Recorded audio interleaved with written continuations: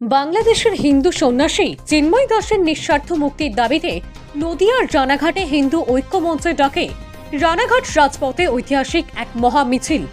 এই মহামিছিলের একটাই কারণ, মহাপ্রভু শ্রী চিন্ময় দাস প্রভুকে মিথ্যা অপবাদ দিয়ে গ্রেপ্তার করেছে বাংলাদেশের ইউনূস সরকার। অবিলম্বে মুক্তি দিতে হবে। বাংলাদেশের হিন্দু সংখ্যালঘুদের উপর অকথ্য অত্যাচার বন্ধ করতে হবে। তাই একাধিক দাবি নিয়ে আজ নদিয়ার রানাঘাটে হিন্দু ঐক্য মঞ্চের ডাকে এক মহা মিছিলের আয়োজন করা হয়। এই মিছিলে উপস্থিত ছিলেন রানাঘাট লোকসভা সাংসদ শ্রী জগন্নাথ সরকার ও প্রাক্তন সাংসদ দিলীপ ঘোষ। আজকের এই মিছিল শুরু হয় রানাঘাট ফ্রেন্ডস ক্লাব থেকে, শেষ হয় জিআরপি মোড় হয়ে রত্তনার মোড় হয়ে রানাঘাট ঘটকপাড়ার মোড়ে।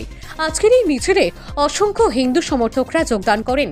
আমাদের ক্যামেরার সামনে ঠিক কি জানিয়েছে তা তুলে ধরলেন আপনাদের সামনে নদিয়ার রানাঘাট থেকে সুমন আচার্য।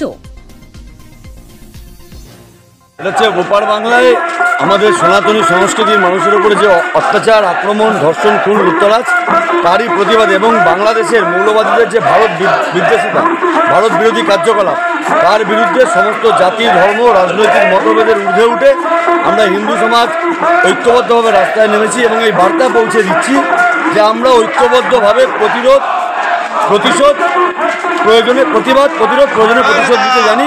কুরুক্ষেত্রের হাতিয়ার আরেকবার গর্জে উঠবে। আমরা প্রয়োজন যদি এবং চলতে থাকি, ওপার বাংলায় আমাদের স্বজাতি মা বোনদের উপর অত্যাচার চলতে থাকে, তাহলে আমরা প্রয়োজনে অস্ত্র হাতে তুলে নিতেও পিছুপা হব না। হিন্দু ভূমি এই ভারতবর্ষকে রক্ষা করতে হবে। এখানেও মাথাচাড়া দিচ্ছে জেহাদি শক্তি, মৌলবাদ। আমরা কয়েকটা ইনসিডেন্ট দেখেছি ইতিমধ্যে। সেই কারণে আজকে একতা দরকার।